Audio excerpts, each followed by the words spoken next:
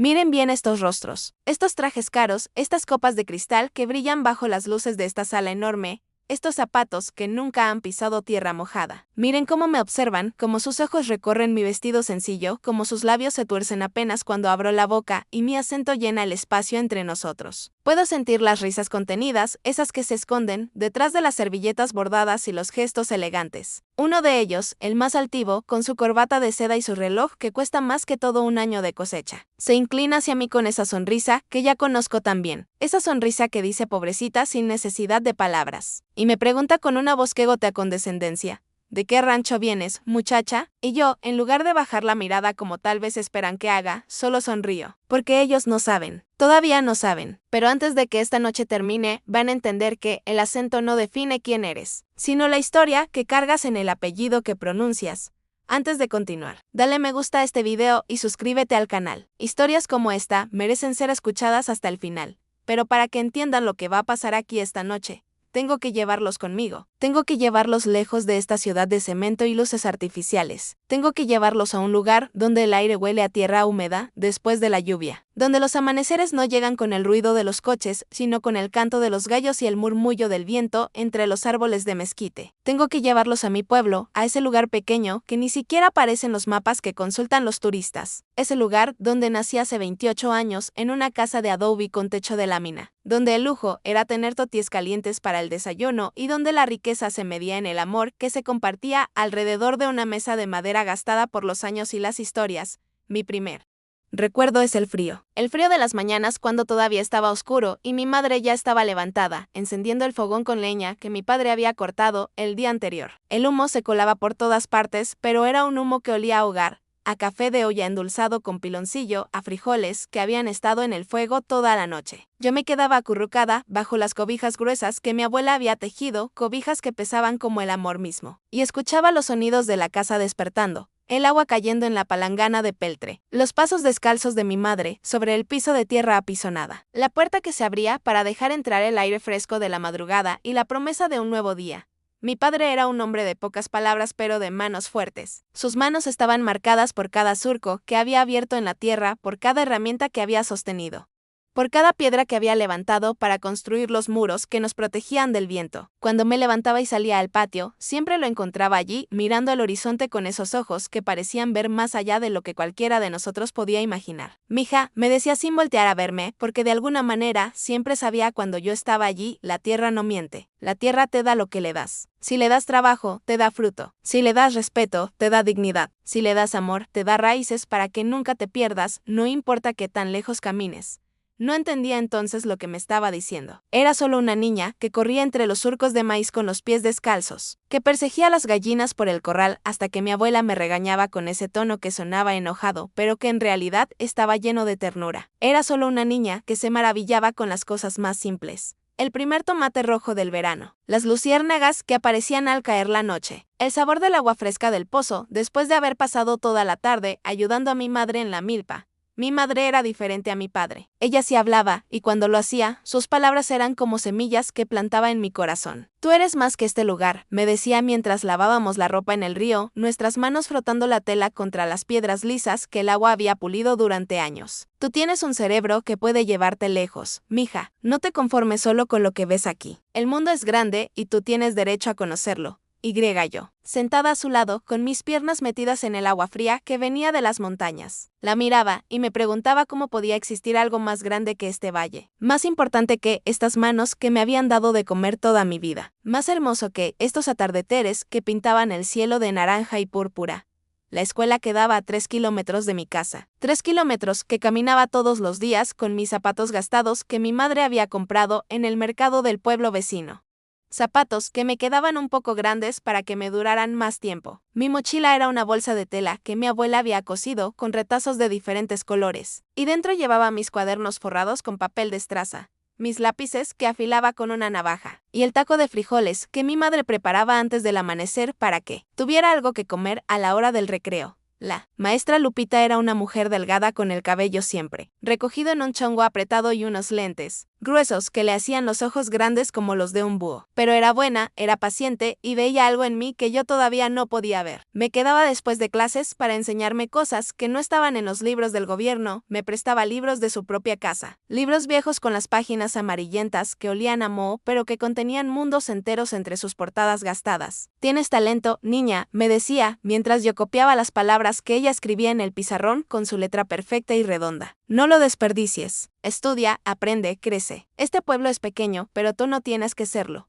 Cuando tenía 13 años, la sequía llegó como una maldición. El cielo se cerró y dejó de llorar sobre nuestros campos. El maíz se secó antes de crecer. Los frijoles nunca brotaron, y el pozo, que había dado agua a mi familia durante 3 generaciones, empezó a escupir lodo. Vi a mi padre envejecer 10 años en 6 meses. Sus hombros se encorvaron, sus ojos perdieron ese brillo de esperanza que siempre habían tenido. Y sus manos, esas manos que siempre habían sido fuertes, empezaron a temblar cuando trataba de sostener las herramientas que ya no servían para nada porque no había tierra que trabajar, perdimos todo. Primero fueron los animales, las gallinas que mi madre alimentaba todas las mañanas, las cabras que nos daban leche, el burro que mi padre usaba para llevar la cosecha al pueblo. Uno por uno tuvimos que venderlos para comprar comida. Hasta que el corral quedó vacío y el silencio de las mañanas era ensordecedor porque ya no había gallos que cantaran ni animales que pidieran su alimento. Luego fue la tierra. Los bancos no entienden de sequías, no entienden que a veces el cielo decide cerrar sus compuertas y no hay nada que un campesino pueda hacer excepto rezar y esperar. Las deudas crecieron como maleza y un día llegaron los hombres con sus trajes y sus papeles. Y le dijeron a mi padre que la tierra que su abuelo había trabajado, que su padre había heredado, que él había amado con cada gota de sudor de su cuerpo. Ya no era nuestra la noche que nos fuimos de esa casa, mi madre lloró por primera vez en mi vida. No era un llanto fuerte, no era un llanto de gritos y desesperación. Era un llanto silencioso, de esos que duelen más porque se quedan atorados en el pecho. Nos mudamos a una casa más pequeña, en la orilla del pueblo. Una casa que olía a humedad y donde las paredes dejaban pasar el frío. Mi padre encontró trabajo como jornalero en las tierras de otros, trabajando de sol a sol por un salario que apenas alcanzaba para los frijoles y las tortillas. Y yo seguí yendo a la escuela, pero ahora caminaba 6 kilómetros en lugar de 3. Y mis zapatos tenían agujeros que yo tapaba con pedazos de cartón para que el agua no me mojara los pies cuando llovía. Fue en esa época cuando empecé a sentir vergüenza de mi acento. Cuando venían personas de la ciudad al pueblo, cuando la maestra traía visitantes a la escuela, cuando escuchaba la radio y notaba que las voces que salían de allí no sonaban como la mía. Empecé a notar que pronunciaba las palabras diferente, que mis vocales eran más abiertas, que mis consonantes eran más suaves, que había expresiones que usaba y que hacían que otros se rieran o me miraran con extrañeza. ¿Cómo dices?, me preguntaban. Repite eso, no te entendí. Y cada vez que tenía que repetir algo. Cada vez que alguien me pedía que hablara más despacio o más claro, sentía que me encogía un poco, que me hacía más pequeña, que mi voz perdía fuerza. Pero mi madre, que siempre parecía saber lo que yo estaba pensando antes de que yo lo supiera, me tomó de la barbilla una tarde y me hizo mirarla a los ojos. Tu voz es tu voz, me dijo. Tu acento es tu historia. Es la tierra de donde vienes, es el agua del río donde jugaste, es el viento que sopla entre las montañas. Cualquiera que se burle de cómo hablas está mostrando que no tiene raíces propias, que no sabe de dónde viene. Tú nunca, nunca te avergüences de dónde vienes, mija, porque de ahí vienes tú, y tú eres hermosa. A los 18 años tomé la decisión más difícil de mi vida. La maestra Lupita había conseguido que me dieran una beca para estudiar en la ciudad. No era una beca completa, apenas cubría la colegiatura, pero era una oportunidad. Tienes que ir, me dijo mi madre cuando se lo conté. Mi padre no dijo nada, solo asintió con la cabeza mientras miraba el suelo. Pero esa noche lo escuché hablando con mi madre cuando pensaban que yo estaba dormida. ¿Cómo vamos a mantenerla ya?, preguntaba con la voz rota. Apenas tenemos para nosotros. ¿Cómo va a vivir en la ciudad? Y mi madre fuerte, que nunca se dejaba vencer, le respondió, vamos a encontrar la manera. Esa niña tiene un futuro, y nosotros no vamos a ser los que se lo quiten. El día que me fui, el pueblo entero salió a despedirme. La maestra Lupita me había comprado una maleta usada en el mercado y mi madre había llenado mi mochila con tortillas, frijoles y un frasco de mole que había hecho con lo poco que teníamos. Mi padre me dio un abrazo que duró una eternidad y cuando me soltó vi que tenía los ojos brillantes aunque ninguna lágrima cayó. Tú eres una mujer de la tierra, me dijo. No importa dónde vayas, no olvides de dónde vienes. Nuestras raíces son profundas, mija, más profundas de lo que tú crees. la ciudad me golpeó como una tormenta. El ruido era constante, ensordecedor, sin descanso. Los coches, las personas gritando, las bocinas, la música que salía de las tiendas, todo se mezclaba en un caos que me hacía doler la cabeza. El aire no olía a tierra, sino a humo y gasolina. El cielo estaba tan contaminado que no podía ver las estrellas por la noche. Esas mismas estrellas que en mi pueblo brillaban tan claras que podías creer que ibas a poder tocarlas si te parabas de puntitas. Y las personas caminaban rápido, con la mirada hacia adelante, sin ver a nadie, sin saludar. Como si todos fueran fantasmas unos para otros. Conseguí un cuarto en una vecindad en una zona pobre de la ciudad. Era un cuarto tan pequeño que mi cama tocaba las dos paredes, con una ventana que daba a un patio interior donde otros 20 cuartos más volcaban su vida. Compartía el baño con 12 familias, y el agua caliente era un lujo que solo existía en las mañanas si te levantabas a las 5. Pero era mío, era mi espacio. Y desde ahí caminaba 1 hora todas las mañanas para llegar a la universidad pública donde había conseguido mi beca. Las humillaciones empezaron desde el primer día. Cuando me tocó presentarme en clase y abrí la boca, vi cómo las miradas cambiaban. Algunos compañeros se rieron abiertamente, otros intercambiaron gestos con los que tenían al lado. Esas miradas cómplices que dicen ¿oíste eso? Sin necesidad de palabras. La profesora, una mujer elegante, con el cabello teñido de rubio y uñas perfectamente pintadas, me pidió que repitiera mi nombre. Lo hice. ¿De dónde eres?, me preguntó, y en su tono había algo que no era curiosidad sino juicio. De un pueblo en el campo, respondí. Ah, dijo ella, como si eso explicara todo, como si esas 3 letras fueran suficientes para colocarme en una caja etiquetada como menos que. Trabajaba de noche limpiando oficinas para poder comer. De 7 de la noche a 2 de la madrugada. Pasaba la aspiradora por los pisos de empresas, donde durante el día trabajaban personas que ganaban en un mes lo que yo no vería en años. Limpiaba sus baños, vaciaba sus botes de basura, sacaba brillo a sus escritorios de madera fina. Y cuando terminaba, caminaba de regreso a mi cuarto, bajo las luces amarillentas de los postes, con el miedo siempre presente de que algo malo pudiera pasar en esas calles vacías, pero con el cansancio tan profundo que apenas tenía energía para sentir miedo. En la universidad traté de ocultar mi origen. Empecé a modificar mi acento, a cambiar la manera en que pronunciaba las palabras, a imitar la forma en que hablaban mis compañeros de clase que venían de familias con dinero. Me compraba ropa usada en los mercados de segundas y trataba de vestirme como ellos. Aunque mis zapatos siempre estuvieran más gastados, mi ropa siempre fuera de temporadas anteriores. Dejé de llevar mi comida de casa porque un día alguien hizo un comentario sobre el olor de mis frijoles. Así que empecé a comprar sándwiches baratos en la tienda de la esquina. Aunque con eso significara que tendría que saltar algunas comidas para que me alcanzara el dinero. Pero cambiar el acento es como tratar de borrar una parte de ti mismo. Cada vez que modificaba la manera en que hablaba, sentía que traicionaba a mi madre, a mi padre, a la maestra Lupita, a todos los que habían creído en mí. Sentía que estaba diciendo que ellos no eran suficientemente buenos, que su manera de hablar era inferior, que yo tenía que esconder de dónde venía para poder encajar en un mundo que nunca me iba a aceptar completamente. De todas formas, hubo una noche, después de un día particularmente difícil, en el que un profesor me había corregido delante de toda la clase por la manera en que había pronunciado una palabra, en la que 2 compañeras se habían reído de mis zapatos en el baño creyendo que yo no las escuchaba, en la que el supervisor del trabajo de limpieza me había regañado porque supuestamente no había limpiado bien una oficina, aunque yo había pasado 40 minutos en esa habitación. Que llegué a mi cuarto y me senté en el piso con la espalda contra la pared y lloré. Lloré como no había llorado desde que éramos niños y nos habían quitado la tierra. Lloré por el cansancio, por la soledad, por la sensación de que, no importaba qué tan duro trabajara, siempre iba a ser vista como menos, como la chica del campo con el acento raro y la ropa gastada. Cuéntame en los comentarios desde qué ciudad y país me estás viendo. Quiero saber hasta dónde llega esta historia, pero llorar no cambia nada. Y yo no había llegado tan lejos para rendirme ahora. Al día siguiente, me levanté con el sol como lo había hecho toda mi vida. Me lavé la cara con el agua fría que salía de la llave oxidada del baño compartido. Y fui a mis clases con la cabeza en alto. Decidí que, si iban a juzgarme de todas formas, entonces al menos lo harían viendo la verdad de quién yo era. Dejé de tratar de modificar mi acento. Volví a llevar mi comida de casa, mis toties y mis frijoles que olían a hogar. Me vestí con lo que tenía, sin pretender ser alguien más. Y algo extraño sucedió. Cuando dejé de esconderme, cuando dejé de pretender, algunos de mis compañeros empezaron a verme diferente. No todos, claro. Muchos siguieron con sus burlas, sus gestos, sus miradas de superioridad. Pero hubo otros, especialmente aquellos que también venían de lugares humildes, aunque no tanto como yo, que empezaron a acercarse. Oye, me dijo una chica un día en la cafetería. Yo también soy del campo, de un pueblo en Oaxaca. Mi familia también perdió sus tierras.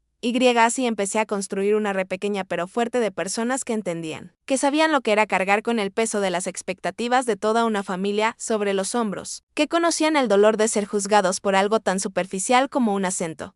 Mis calificaciones eran excelentes. Siempre lo habían sido, porque mientras otros se la pasaban en fiestas o perdiendo el tiempo, yo estaba en la biblioteca estudiando hasta que me corrían porque iban a cerrar. Leía todo lo que caía en mis manos. Tomaba notas meticulosas. Hacía preguntas en clase, aunque eso significara exponerme a más burlas. Y los profesores empezaron a notarlo. No todos, pero los buenos, los que realmente se preocupaban por enseñar y no solo por cobrar su salario. Empezaron a ver que, detrás de ese acento, había una mente aguda, una estudiante dedicada. Alguien que estaba allí no porque sus papás pudieran pagar la colegiatura, sino porque genuinamente quería aprender. Uno de esos profesores fue el doctor Ramírez, un hombre mayor con el cabello completamente blanco y una manera tranquila de hablar que te hacía sentir que realmente le importaba lo que tenías que decir. Enseñaba historia de México y era apasionado de una manera que hacía que, incluso los estudiantes más desinteresados, prestaran atención. Un día, después de clase, me pidió que me quedara un momento. Mi corazón latió fuerte porque pensé que había hecho algo mal, pero cuando todos salieron y quedamos solos en el salón, él me miró con una expresión amable y me preguntó, ¿de dónde eres exactamente? ¿De qué pueblo? Le dije el nombre de mi pueblo, ese nombre pequeño que nadie conoce. Él frunció el ceño, pensativo, y luego me preguntó, ¿cuál es tu apellido? Solo dije, y vi como sus ojos se abrieron grande, como su expresión cambió de simple curiosidad a algo que parecía sorpresa mezclada con interés intenso. Siéntate, me dijo, señalando una silla. Tengo que contarte algo. Lo que me dijo esa tarde cambió mi vida. Me contó que, durante años había estado investigando la historia de las haciendas y las tierras comunales en la región de donde yo venía. Me habló de documentos antiguos que había encontrado en archivos históricos, de registros de propiedad que databan de siglos atrás. Y me dijo que mi apellido, ese apellido que yo cargaba sin darle mucha importancia, aparecía una y otra vez en esos documentos. Mi familia, me explicó, había sido dueña de grandes extensiones de tierra en esa región. No éramos simplemente campesinos, éramos descendientes de una familia que, en algún momento de la historia, había sido poderosa e influyente. ¿Pero qué pasó? Pregunté con la voz temblorosa. ¿Por qué mi familia perdió todo? El doctor Ramírez suspiró. Lo que suele pasar, dijo. Corrupción, documentos falsificados, alianzas entre los poderosos para despojar a otros de sus tierras. Durante la época de la reforma agraria y después, muchas familias legítimamente dueñas de tierras fueron despojadas mediante trampas legales. Los archivos fueron corregidos, las actas de nacimiento y propiedad fueron extraviadas y las familias quedaron sin manera de probar sus derechos. Tu familia fue una de esas. Me quedé sentada en esa silla, sin poder moverme. Todo lo que había creído sobre mi historia, sobre mi familia, sobre quiénes éramos, se reordenaba en mi mente como las piezas de un rompecabezas que finalmente empezaban a tener sentido. ¿Hay alguna manera de probar esto? Pregunté finalmente. ¿Hay documentos? El doctor Ramírez asintió lentamente. Sí, dijo. Si quieres, puedo ayudarte a encontrarlos. Pero tienes que saber que esto no será fácil. Vas a estar enfrentándote contra personas poderosas, contra familias que han construido sus fortunas sobre esas tierras que legalmente no les pertenecen. Va a ser una batalla. Durante los siguientes meses, mi vida se convirtió en una búsqueda obsesiva. Seguía yendo a mis clases, seguía trabajando por las noches, pero cada momento libre lo dedicaba a investigar. El doctor Ramírez me guió, a través de archivos históricos, me enseñó a leer documentos antiguos con caligrafía casi legible, me ayudó a trazar el linaje de mi familia a través de generaciones. Encontramos actas de nacimiento, registros de bautismo, escrituras de propiedad. Y todos contaban la misma historia. Mi familia había sido despojada sistemáticamente de sus tierras a lo largo de décadas, mediante una red de engaños y corrupción que involucraba a notarios, jueces y políticos locales, pero lo más sorprendente fue cuando descubrimos las conexiones. Muchas de esas tierras que habían sido de mi familia ahora pertenecían a algunas de las familias más ricas y prominentes de la ciudad. Las mismas familias cuyos hijos iban a mi universidad. Las mismas familias que me habían mirado con desprecio por mi acento y mi ropa. Las mismas familias que asumían que yo era inferior porque venía del campo, sin saber que su riqueza estaba construida literalmente sobre la tierra que mis ancestros habían trabajado y amado. Mientras más investigaba, más me daba cuenta de la ironía cruel de mi situación. Yo limpiaba las oficinas de las empresas que estas familias dirigían. Yo me sentaba en las mismas aulas que sus hijos, siendo mirada como menos que ellos, cuando en realidad tenía más derecho legítimo a estar allí que la mayoría. El dinero que ellos usaban para pagar sus colegiaturas, para comprar sus coches caros, para vestirse con ropa de diseñador, provenía de tierras que nunca debieron ser suyas. Contraté a un abogado. Bueno, contratar es una palabra muy generosa para lo que realmente pasó. Encontré a un abogado joven que estaba empezando su carrera y que estaba dispuesto a tomar el caso a cambio de un porcentaje si ganábamos. Se llamaba Arturo y cuando le mostré todos los documentos que había reunido, vi la misma expresión que había visto en el rostro del doctor Ramírez. Sorpresa, incredulidad y luego, lentamente, la comprensión de que esto era real. Que esto era grande, esto va a causar un terremoto, me dijo después de revisar todo. Estamos hablando de propiedades que valen millones, de empresas que tienen su sede en terrenos que legalmente te pertenecen. Pero tienes que estar preparada. Van a luchar con todo lo que tienen. Van a tratar de desprestigiarte, de intimidarte, de hacer que parezcas loca o codiciosa. ¿Estás segura de que quieres hacer esto? Pensé en mi padre, en cómo había envejecido después de perder la tierra. Pensé en mi madre, en cómo había llorado la noche que nos fuimos de nuestra casa. Pensé en la maestra Lupita, en todos los sacrificios que había hecho para darme oportunidades. Pensé en todas las veces que me habían hecho sentir menos que nada por mi acento, por mi ropa, por mi origen. Y supe que no había otra respuesta posible. Sí, dije, estoy segura. El proceso legal fue largo y agotador. Hubo momentos en los que quise rendirme. Recibí llamadas amenazantes. Alguien dejó una nota debajo de la puerta de mi cuarto diciéndome que me fuera de la ciudad si sabía lo que me convenía. En la universidad empezaron a correr rumores sobre mí. Que estaba loca, que estaba inventando historias para sacar dinero.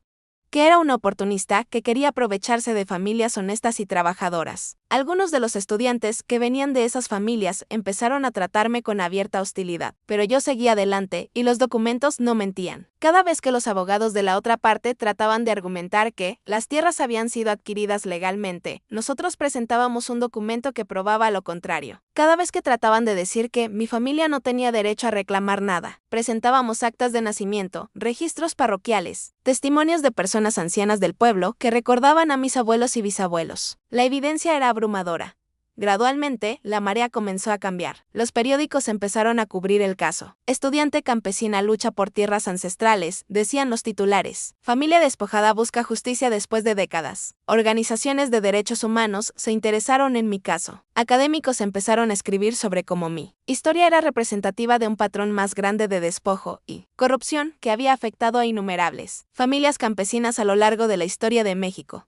Mi padre llamó un día desde el único teléfono público del pueblo. Su voz sonaba diferente, más fuerte, como si algo dentro de él que había estado roto empezara a sanar. ¿Es verdad, mija?, me preguntó. ¿Es verdad lo que dicen en las noticias? ¿Que las tierras serán nuestras? Sí, papá, le respondí con lágrimas corriendo por mis mejillas. Todo es verdad. Nos quitaron lo que era nuestro, pero lo vamos a recuperar, te lo prometo.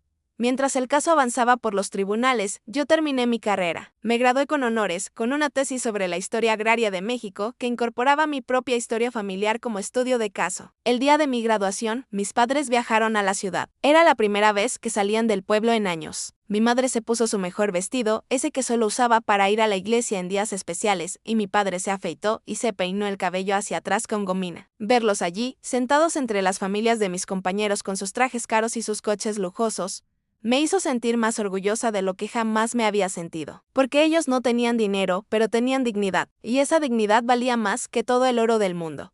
Durante la ceremonia, cuando llamaron mi nombre y caminé al escenario para recibir mi diploma, escuché el aplauso de mis padres por encima de todos los demás. Y cuando el rector anunció que yo había ganado el premio a la mejor tesis del año, vi cómo las lágrimas corrían por las mejillas de mi madre, como mi padre se paró de su asiento con los puños apretados en un gesto de triunfo silencioso. En ese momento, no importó que mis compañeros me hubieran despreciado, no importó que me hubieran hecho sentir inferior, porque yo sabía quién era, sabía de dónde venía y sabía hacia dónde iba. El caso legal llegó a su punto culminante 3 años después de que lo había iniciado. El juez, después de revisar toda la evidencia, dictaminó que efectivamente, grandes extensiones de tierra que ahora estaban en manos de varias familias prominentes habían sido adquiridas de manera fraudulenta. Ordenó que se llevara a cabo una tasación completa de las propiedades y que se determinara la compensación apropiada. No era una victoria total, sabíamos que recuperar físicamente todas las tierras era imposible, muchas ahora tenían edificios, empresas, infraestructura, pero la compensación económica sería sustancial. Más importante aún, mi apellido había sido públicamente reivindicado. Los registros históricos serían corregidos. La verdad había salido a la luz. Una de las familias afectadas por el veredicto era la familia Montalvo, una de las más ricas de la ciudad. Eran dueños de empresas de construcción, tenían inversiones en bienes raíces, y su nombre aparecía en los directorios de docenas de organizaciones benéficas y culturales. Su hijo, Sebastián Montalvo, había estado en varias de mis clases en la universidad. Nunca me había hablado directamente, pero más de una vez lo había visto reírse cuando otros hacían comentarios sobre mi acento.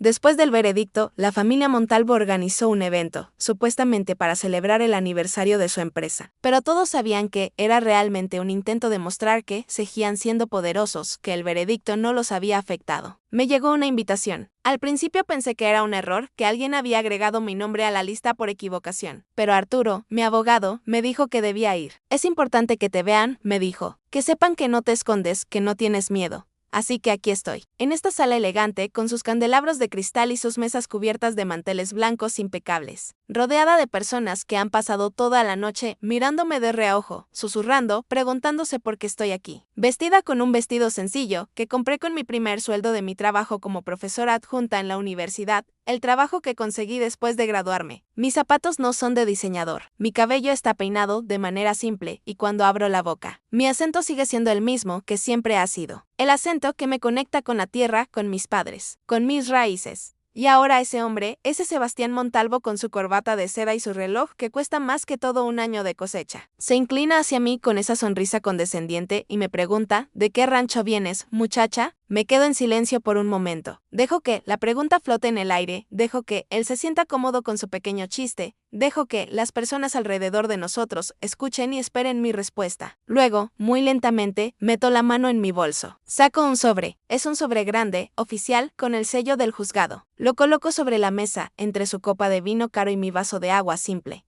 Vengo del mismo rancho, donde está construida la oficina central de tu empresa. Digo con mi voz clara y mi acento intacto. Vengo de las tierras que tu bisabuelo le quitó a mi bisabuelo mediante documentos falsos y sobornos. Vengo del lugar que tu familia ha estado usando para enriquecerse durante 4 generaciones, mientras mi familia luchaba por sobrevivir. El silencio que cae sobre la mesa es absoluto. Sebastián Montalvo me mira con la boca ligeramente abierta, la sonrisa congelada en su rostro como una máscara que empieza a resquebrajarse. Las personas alrededor empiezan a girar sus cabezas, a acercarse, tratando de escuchar. Abro el sobre y saco los documentos. Los coloco sobre la mesa, uno por uno, como cartas en un juego, donde finalmente tengo la mano ganadora. Digo señalando el primero, es el veredicto del juez. Este es el registro de propiedad original de 1847, con el nombre de mi tatarabuelo. Este es el documento fraudulento de 1923, donde un notario corrupto transfirió las tierras a tu bisabuelo. Y levanto el último documento, el más importante. Es la orden de compensación que tu familia tendrá que pagar por haber usado ilegalmente propiedades que nunca les pertenecieron. Sebastián trata de decir algo, pero las palabras no le salen. Su padre, el patriarca de la familia Montalvo, se acerca desde otra mesa. Es un hombre mayor, con el cabello plateado y un traje que probablemente cuesta más que el coche de cualquier persona normal. Me mira con una mezcla de furia e incredulidad. ¿Quién te crees que eres? Me dice con una voz que pretende ser amenazante, pero que solo suena desesperada. Vienes aquí a nuestro evento, aceptas nuestra hospitalidad y nos insultas con estas acusaciones. Me pongo de pie. No rápido, no con prisa. Me levanto con la misma dignidad con la que mi madre se levantaba todas las mañanas para enfrentar un nuevo día de trabajo duro. Me levanto con la misma fortaleza con la que mi padre había enfrentado la pérdida de todo lo que amaba. Me levanto porque finalmente, después de todos estos años, después de todas las humillaciones, puedo. No son acusaciones, digo mirándolo directo a los ojos. Son hechos, y están todos documentados y validados por un juez. No vine aquí a insultar a nadie. Vine porque me invitaron. Pero ya que su hijo preguntó de dónde vengo, decidí que era el momento perfecto para responder. Para que todos aquí sepan la verdad. Miro alrededor de la sala. Todas las conversaciones se han detenido. Todas las miradas están sobre nosotros. Reconozco algunos rostros de la universidad, de mi época como estudiante. Veo sorpresa, veo incomodidad, veo algunas personas que empiezan a susurrar entre sí. Mi apellido, continúo, y mi voz se hace más fuerte, más clara, es un apellido con historia. Es un apellido que aparece en los registros de propiedad de esta región desde hace más de 200 años. Es un apellido que fue borrado de los documentos oficiales mediante corrupción y engaños. Es un apellido que muchas familias de esta ciudad prefirieron olvidar porque les convenía hacerlo.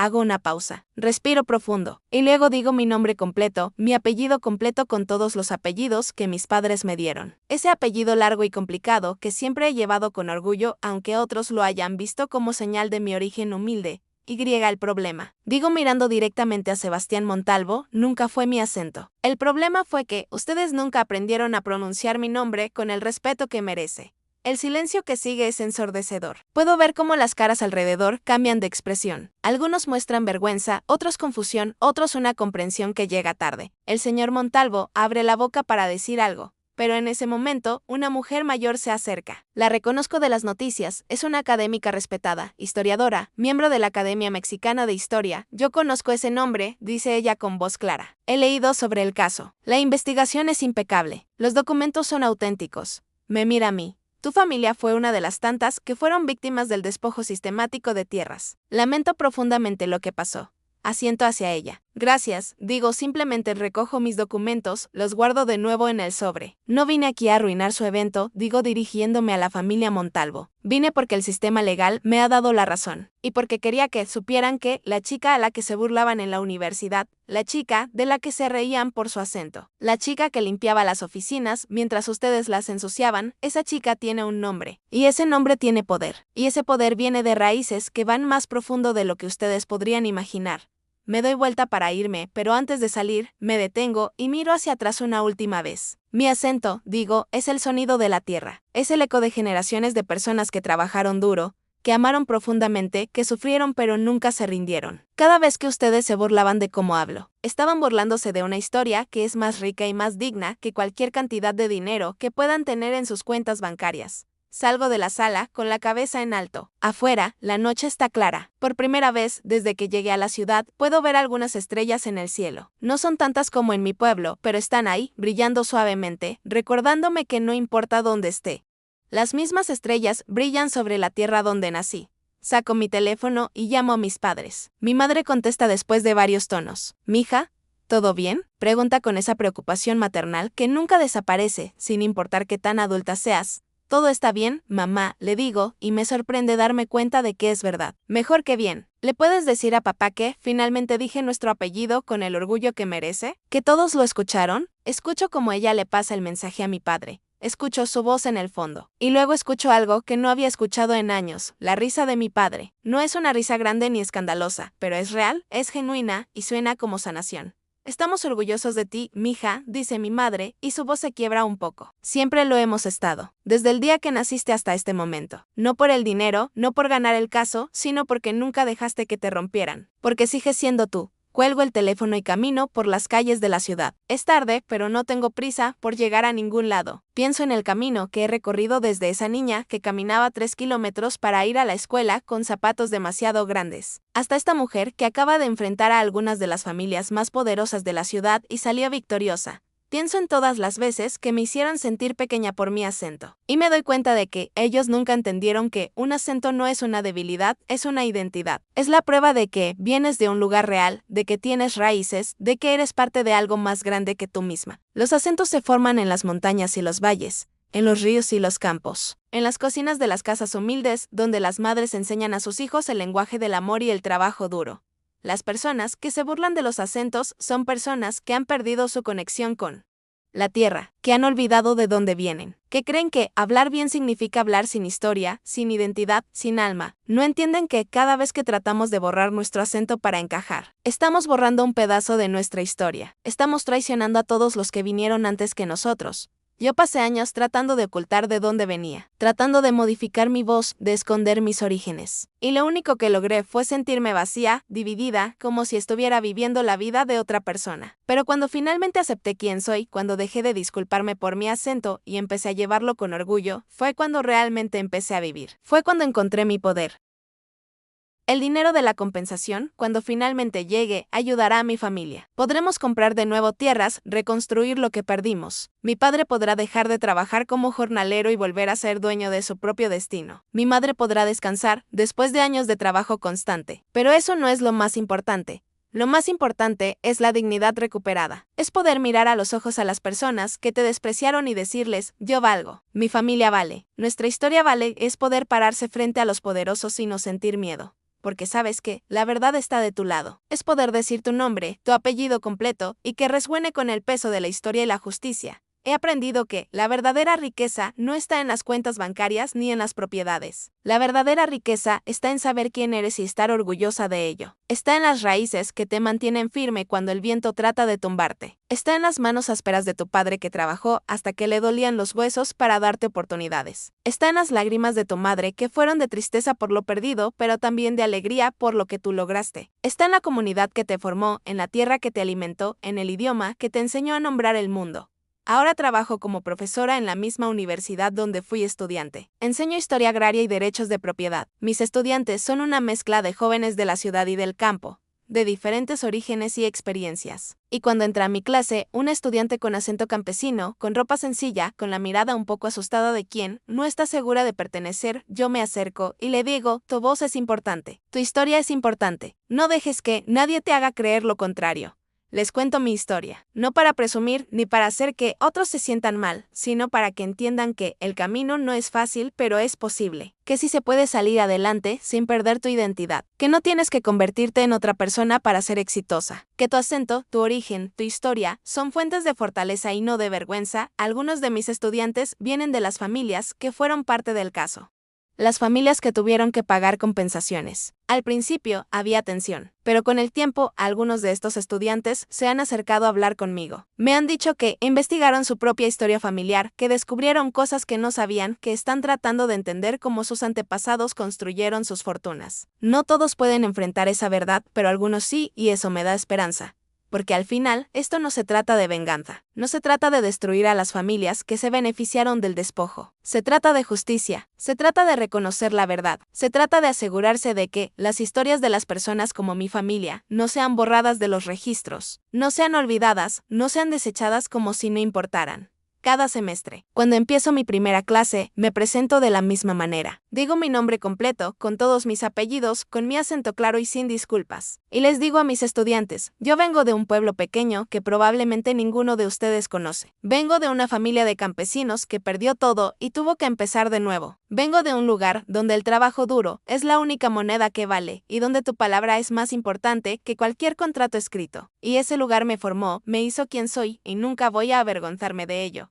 He recibido ofertas para trabajar en universidades más prestigiosas, con mejores salarios en otras ciudades e incluso en otros países. Pero me quedo aquí. Me quedo porque aquí es donde estoy haciendo la diferencia. Me quedo porque aquí es donde estudiantes como yo, estudiantes que vienen del campo con acento y sueños, necesitan ver que es posible. Me quedo porque esta ciudad, que me recibió con desprecio, necesita aprender que el valor de una persona no se mide por cómo habla, sino por qué tan profundas son sus raíces y qué tan alto puede llegar sin olvidar de dónde viene. Mi padre vino a visitarme hace unos meses. Fue la primera vez que vino a mi oficina en la universidad. Se quedó parado en la puerta, mirando los libreros llenos de libros, el escritorio de madera, la ventana que da al jardín central del campus. ¿Todo esto es tuyo, mija?, me preguntó con voz suave, casi temerosa de romper algo con su presencia.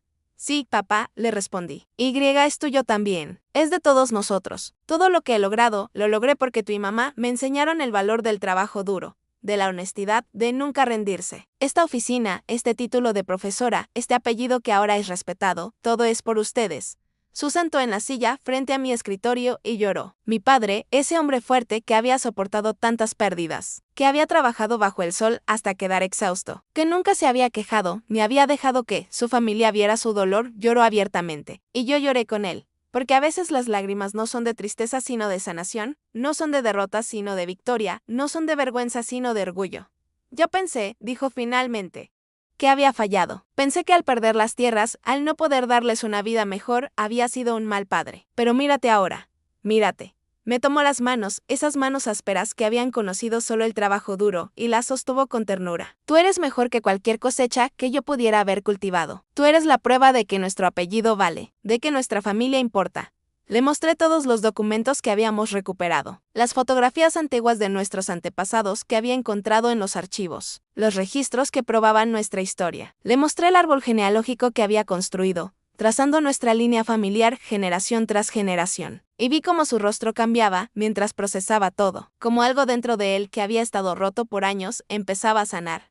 Las raíces, dijo finalmente, repitiendo las palabras que me había dicho cuando yo era niña. Las raíces no mienten. Y nuestras raíces son profundas, mija, más profundas de lo que yo sabía. Ahora, cuando voy al pueblo a visitar a mis padres, las cosas son diferentes. El dinero de la compensación llegó y aunque no era tanto como los medios habían especulado, fue suficiente para cambiar vidas. Mi padre compró tierras, no las mismas que perdimos porque esas ya tenían edificios y empresas, pero otras. Buenas tierras fértiles, donde ahora cultiva con métodos modernos que aprendió de cursos que yo le ayudé a tomar. Mi madre tiene una casa nueva, con agua caliente y pisos de cerámica, pero insiste en cocinar en su fogón de leña porque dice que la comida sabe mejor así y el pueblo ha cambiado también. Otros campesinos que habían sido despojados se acercaron con sus historias, preguntando si yo podía ayudarlos. Y lo hice. El doctor Ramírez y yo creamos un proyecto de investigación en la universidad dedicado a recuperar historias de despojo de tierras. Hemos ayudado a docenas de familias a encontrar documentos, a entender sus derechos, a iniciar procesos legales. No todos ganan, pero todos tienen la oportunidad de ser escuchados, de que su historia sea validada, de que alguien les diga, sí, lo que te pasó fue injusto. Y tu dolor es real.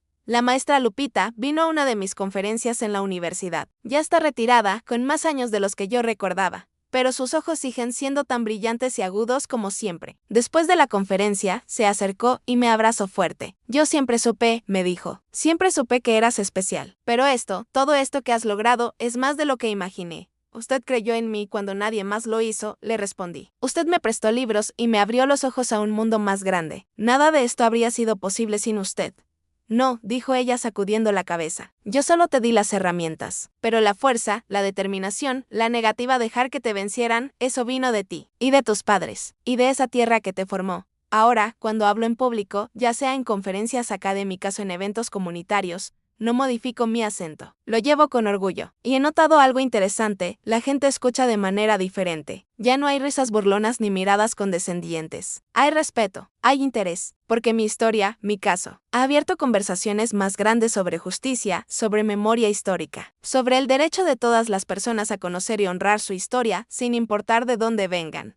He dado entrevistas a periodistas de todo el país. Algunos me preguntan si no siento resentimiento hacia las familias que se beneficiaron del despojo. Y mi respuesta siempre es la misma. El resentimiento es como beber veneno y esperar que la otra persona muera. Yo no busco venganza, busco justicia, busco que se reconozca la verdad, busco que ninguna otra familia tenga que pasar por lo que pasó la mía. Pero sería mentira decir que no hay satisfacción en ver cómo las personas que me despreciaron ahora tienen que tratarme con respeto. Sebastián Montalvo, el que me preguntó de qué rancho venía, ahora trabaja en una organización sin fines de lucro que su familia creó después del veredicto, supuestamente para reparar daños históricos, aunque todos sabemos que es más por relaciones públicas que por genuino arrepentimiento. Nos encontramos en un evento hace unos meses, y cuando me vio, se acercó con una expresión incómoda. Quería disculparme, dijo, sin poder mirarme directamente a los ojos, por cómo te traté en la universidad. Yo no sabía, no. Le respondí con voz tranquila pero firme. No se trata de que no sabías mi historia. Se trata de que no deberías haber tratado así a nadie, sin importar su historia. El respeto no se debe ganar con apellidos o propiedades o dinero. El respeto es algo que toda persona merece por el simple hecho de ser humana. Su quedó callado por un momento. Y luego asintió. Tienes razón, dijo. Tienes toda la razón. No sé si su disculpa fue genuina o si solo fue porque ahora soy alguien que no puede ignorar. Pero tampoco importa mucho. Yo no hice todo esto para recibir disculpas. Lo hice por dignidad. Por justicia, por mis padres y mis abuelos y todos. Los que vinieron antes que yo y que merecían mejor de lo que recibieron. Si esta historia te tocó el corazón, no olvides darle me gusta al video y suscribirte al canal antes de que la pantalla se apague. Hay un momento que me gusta especialmente. Es temprano en la mañana. Cuando todavía está oscuro afuera y me despierto en mi departamento en la ciudad. Preparo café de olla como me enseñó mi madre, con canela y piloncillo, y me siento junto a la ventana a ver cómo amanece. Y en esos momentos, cuando la ciudad empieza a despertar y los sonidos empiezan a llenar el aire, cierro los ojos y puedo escuchar los sonidos de mi pueblo, el canto de los gallos, el murmullo del viento entre los árboles, la voz de mi padre llamándome para ayudarlo con la cosecha. La risa de mi madre mientras hace toties. Y me doy cuenta de que nunca dejé ese lugar. Está dentro de mí, en cada palabra que pronuncio, en cada decisión que tomo, en cada estudiante que ayudo. El campo me formó. Me dio raíces tan profundas que no importa qué tan alto crezca o qué tan lejos vaya. Siempre estaré conectada a esa tierra. Y eso no es una limitación. Es mi superpoder. He aprendido que las personas que vienen de lugares humildes, que han tenido que luchar por todo, que nunca dieron nada por sentado. Somos más fuertes de lo que imaginamos. Hemos desarrollado músculos que otros no tienen, la resistencia, la determinación, la capacidad de seguir adelante cuando todo parece imposible. Hemos aprendido lecciones que nos enseñan en las universidades elegantes, el valor del trabajo duro, la importancia de la comunidad. La dignidad que viene de saber que te ganaste todo lo que tienes. Mi acento es la bandera que ondeo. Es mi manera de decir, yo vengo de un lugar real, con tierra bajo las uñas y cielo abierto sobre la cabeza. Vengo de un lugar donde la palabra todavía vale, donde los vecinos se ayudan entre sí sin pedir nada a cambio. Donde la riqueza se mide en familia y amor y no en dígitos en una cuenta bancaria. A las personas jóvenes que me escriben, especialmente, aquellas que vienen del campo y que están luchando en la ciudad como yo luché, les digo esto, no dejes que nadie te haga sentir menos por tu acento, por tu ropa, por tu origen. Esas cosas no definen tu valor. Tu valor viene de quién eres por dentro, de la fortaleza que has desarrollado, de las batallas que has peleado. Tu acento es hermoso porque es auténtico. Porque cuenta tu historia, porque te conecta con tus raíces. Y a las personas que se burlan de los acentos de otros, que miran con desprecio a los que vienen de lugares humildes. Les digo, tengan cuidado. Porque esa persona a la que están despreciando puede tener una historia más rica, más profunda, más poderosa que cualquier cosa que ustedes puedan imaginar. Esa persona puede tener raíces que se hunden en la tierra hasta llegar al núcleo mismo de lo que significa ser humano. Y un día, esa persona puede pararse frente a ustedes con documentos en la mano y mostrarles que su arrogancia estaba construida sobre arena, mientras que su dignidad estaba construida sobre roca. Las raíces no se esconden. Se honran porque de ahí viene la fuerza para levantar la cabeza, para mirar al futuro sin olvidar el pasado. Para construir algo mejor para los que vendrán después de nosotros. Mi historia no es única. Hay millones de historias como la mía en todo México, en toda América Latina, en todo el mundo. Historias de personas que fueron despreciadas, que fueron despojadas, que fueron olvidadas. Pero también hay millones de historias de resistencia, de dignidad. De personas que se negaron a ser vencidas. Yo solo soy una de esas personas. Y sí, mi historia sirve para que alguien más encuentre el valor para honrar sus raíces, para defender su dignidad, para pararse frente a la injusticia y decir no más. Entonces todo habrá valido la pena. Cada humillación, cada lágrima, cada noche sin dormir, cada momento de duda, todo habrá valido la pena. Porque al final, no se trata del dinero o las propiedades o los títulos académicos. Se trata de poder mirarte en el espejo y reconocer a la persona que ves allí. Se trata de poder pronunciar tu propio nombre con orgullo. Se trata de saber que estás honrando a todos los que vinieron antes que tú y preparando el camino para todos los que vendrán después. El problema nunca fue mi acento. Fue que ellos no sabían pronunciar mi nombre, pero ahora lo saben.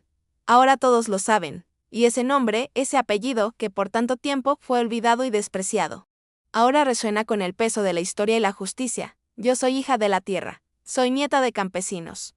Soy descendiente de personas que fueron despojadas pero nunca vencidas. Y llevo mi acento como se lleva una medalla de honor porque cada sílaba, cada vocal extendida, cada consonante suave cuenta la historia de mi gente, de mi tierra, de mis raíces. Y cuando hablo, cuando mi voz llena una sala de conferencias, o un salón de clases o una reunión de personas elegantes que alguna vez me despreciaron, no estoy hablando solo por mí. Estoy hablando por mi padre que perdió sus tierras pero nunca perdió su dignidad. Estoy hablando por mi madre que trabajó hasta que le dolían las manos pero nunca dejó de creer en mí. Estoy hablando por la maestra Lupita que vio potencial donde otros solo vieron pobreza. Estoy hablando por todos los campesinos cuyas historias fueron borradas de los registros pero nunca de sus corazones. Mi voz es su voz, mi victoria es su victoria, y mi acento. Ese acento que intentaron usar para avergonzarme ahora es el sonido de la justicia, de la verdad, de las raíces que finalmente reclaman su lugar en la historia. Esta es mi historia. Esta es la historia de cómo una campesina fue despreciada por su acento hasta que su apellido cambió la historia. Pero más que eso. Es la historia de cómo las raíces profundas siempre encuentran su camino hacia la luz, sin importar cuánta tierra traten de echarles encima. Es la historia de cómo la dignidad no se puede comprar ni vender ni robar. Es la historia de cómo la verdad, eventualmente, siempre sale a la luz, y es la historia de cómo un acento, lejos de ser una debilidad, es la prueba más hermosa de que vienes de un lugar real, de que tienes historia, de que tus raíces son profundas y fuertes. Porque las raíces no se esconden. Se honran porque de ahí viene la fuerza para levantar la cabeza y cambiar el mundo.